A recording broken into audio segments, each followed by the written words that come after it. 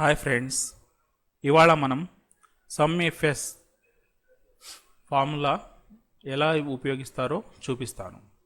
ఇప్పుడు మన దగ్గర శాంపుల్ డేటా ఉంది. ఈ డేటాలో ఏముంది?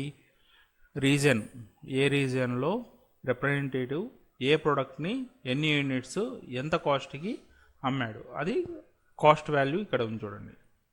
ఓకే, ఇప్పుడు దీని యొక్క సమ్మరీ కావాలి నాకు. ఆ సమ్మరీ ఇక్కడ కావాలి. సో బేసిక్గా ఈ సమ్మరీ కోసం మనం ఏం చేస్తాము, పివోట్ టేబుల్ యూజ్ చేసి డేటాని ఎక్స్ట్రాక్ట్ చేస్తామన్నమాట. బట్ పివోట్ టేబుల్ యూజ్ చేయకుండా సమ్ ఇఫ్ఎస్ ఫంక్షన్ ద్వారా మనము టోటల్ డేటాని ఇక్కడ తీసుకొని రావచ్చు, రిజల్ట్స్ ఇక్కడ తెచ్చుకోవచ్చు. సో ఇది ఫార్ములా చాలా ఇంపార్టెంట్.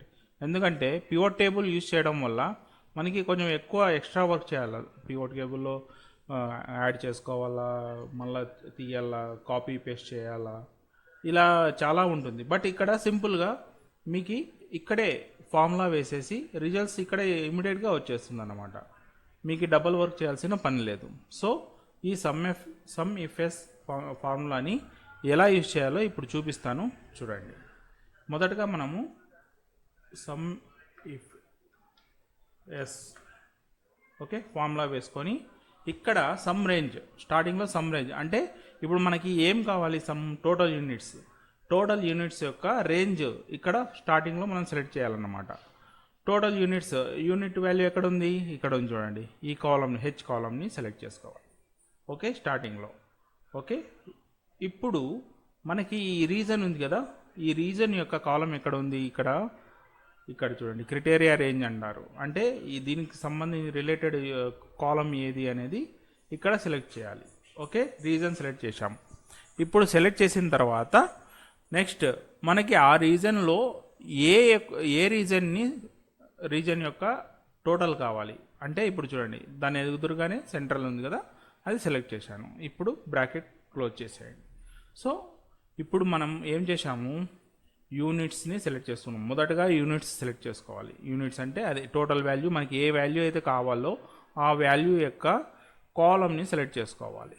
ఓకే, దెన్ దాని తర్వాత మనకి ఇక్కడ ఉంది కదా, మనం దేన్నైతే మనం లుకప్ వేసుకుంటామో దాని యొక్క రిలేటెడ్ కాలమ్ని సెలెక్ట్ చేసుకోవాలి. అంటే ఇక్కడ రీజన్ ఉంటే రీజన్ని, రిప్రజెంటేటివ్ ఉంటే రిప్రజెంటేటివ్ని, అలాగే ప్రొడక్ట్ ఉంటే ప్రొడక్ట్, ఐటమ్ ఉంటే ఐటమ్ని. ఓకే, అలా సెలెక్ట్ చేసుకున్న తర్వాత ఇక్కడ ఎదురుగా ఏ రీజన్ యొక్క వాల్యూ మనకు కావాలో ఆ రీజన్ని సెలెక్ట్ చేసుకొని బ్రాకెట్లో వచ్చేస్తే మనకి అక్కడ టోటల్ వచ్చేస్తుంది. ఇప్పుడు చూడండి, ఇది తీసుకొని కింద వరకు డ్రాగ్ చేశాను అనమాట. చేసిన తర్వాత ఇక్కడ సమ్ చేద్దాం. మనకి ఇక్కడ వచ్చిన వాల్యూ, దాని తర్వాత కింద ఇక్కడ వాల్యూ, టోటల్ వాల్యూ మనకి మ్యాచ్ కావాలి.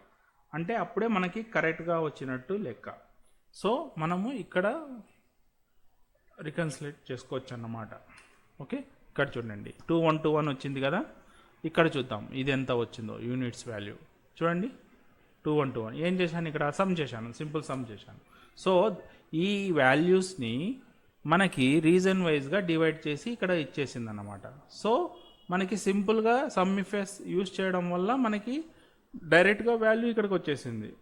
సో దానికోసం మళ్ళీ పివోట్ వేసుకొని ఆ వాల్యూస్ని కాపీ పేస్ట్ చేసి మళ్ళీ దాని మీద వేరే ఫార్ములా వేసి చేయాల్సిన అవసరమే రాలేదు.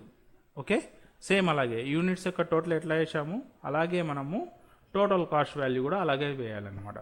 ఇప్పుడు చూడండి, sumifs open bracket, దాని తర్వాత ఇప్పుడు మనకి టోటల్ కాస్ట్ యొక్క వాల్యూ కావాలి. అంటే టోటల్ కాస్ట్ అంటే ఇక్కడ వచ్చింది చూడండి, ఇది టోటల్ కాస్ట్ అన్నమాట. టోటల్ కాస్ట్ని సెలెక్ట్ చేసి ఫస్ట్, దాని తర్వాత రీజన్, సేమ్ అక్కడ మనం టోటల్ యూనిట్స్లో ఎలా చేసామో అలాగా సెలెక్ట్ చేసి రీజన్ సెలెక్ట్ చేసి బ్రాకెట్ క్లోజ్ చేయాలి. సో ఇక్కడ టోటల్ వచ్చేసింది చూడండి, వచ్చిందా. ఇప్పుడు ఏం చేస్తాము, ఇక్కడ సమ్ చేద్దాం. మనకి ఇక్కడ వాల్యూ సరిపోయిందా చూడండి ఒకసారి, 196,297 196,297 చూడండి, 196,297.88 196,297.88. ఓకే, సరే అర్థమైందా మీకు? సింపుల్, ఇది ఏం డిఫికల్ట్ ఫార్ములా కూడా కాదు. చూడండి ఎంత సింపుల్గా అయిపోయింది. ఇది లేకపోతే దీనికోసం మనం ఎంత పివోట్లో చాలా వర్క్ చేయాల్సి వచ్చేది. ఇది సింపుల్గా అయిపోయింది. ఇక్కడ సేమ్ చూడండి, రిప్రజెంటేటివ్ మీద కూడా మనం చేద్దాం ఇలాగే. చూడండి is equals to sumifs back close total units. స్టార్టింగ్లో మనకి ఏం కావాలి, యూనిట్స్ కావాలి, యూనిట్స్ సెట్ చేశాను. అలాగే ఇప్పుడు వచ్చేసి మనకి రీజన్ వైజ్ వద్దు, మనకి రిప్రజెంటేటివ్ వైజ్గా కావాలి. సో రిప్రజెంటేటివ్ని సెలెక్ట్ చేశాను. దాని తర్వాత ఇక్కడ రిప్రజెంటేటివ్ ఇండివిజువల్గా సెలెక్ట్ చేసుకొని బ్రాకెట్ క్లోజ్ చేశాను. సో ఆ రిప్రజెంటేటివ్ 183 యూనిట్స్ సేల్ చేశాడు అన్నమాట. ఓకే చూడండి, డ్రాగ్ చేసేసాను. ఇక్కడ నేను టోటల్ వేసుకుంటాను. సమ్ చేసి చూడండి, మనకి ఈ వాల్యూ సరిపోయింది. చూసారా, ఇక్కడ మనకి రీజన్ వైజ్గా డివైడ్ అయిపోయింది, ఇక్కడ రిప్రజెంటేటివ్ వైజ్గా డివైడ్ అయిపోయింది.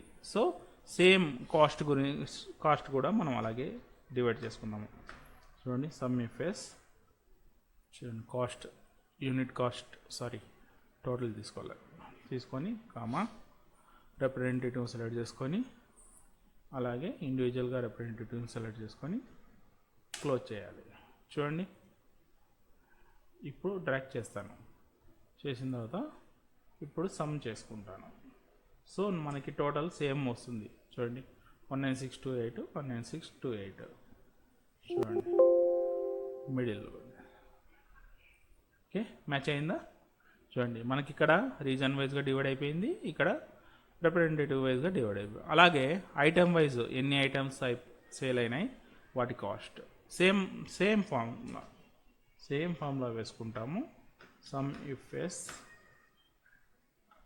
చూడండి యూనిట్స్ కామా ఐటమ్స్ కామా చూడండి ఐటమ్ సెలెక్ట్ చేసుకున్నాను, ఎంటర్ చేశాను 722. చూడండి ఎంత సింపుల్గా అయిపోయింది. ఓకే ఇప్పుడు టోటల్ కూడా 2121 వస్తుంది.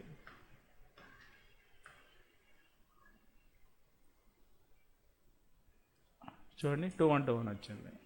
సో ఫార్ములా కరెక్ట్గా వేసామని అర్థం దానికి. Okay is equals to sumifs total cost comma item comma ఇండివిజువల్గా ఐటమ్, ఎంటర్. ఓకే చూడండి కాపీ. చూడండి ఇప్పుడు టోటల్ చేద్దాం. ఇప్పుడు చూసారా సేమ్ వచ్చింది 19628. ఓకే సో ఇలా మనం ఫార్ములా యూజ్ చేసుకొని సమ్మరీ రెడీ చేసుకోవచ్చు రిపోర్ట్స్ కోసం.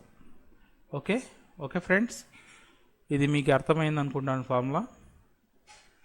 మీకు ఇంకా ఏమైనా డౌట్స్ ఉంటే కామెంట్ సెక్షన్లో అడగండి, నెక్స్ట్ వీడియోలో మీకు ఎక్స్ప్లెయిన్ చేస్తాను.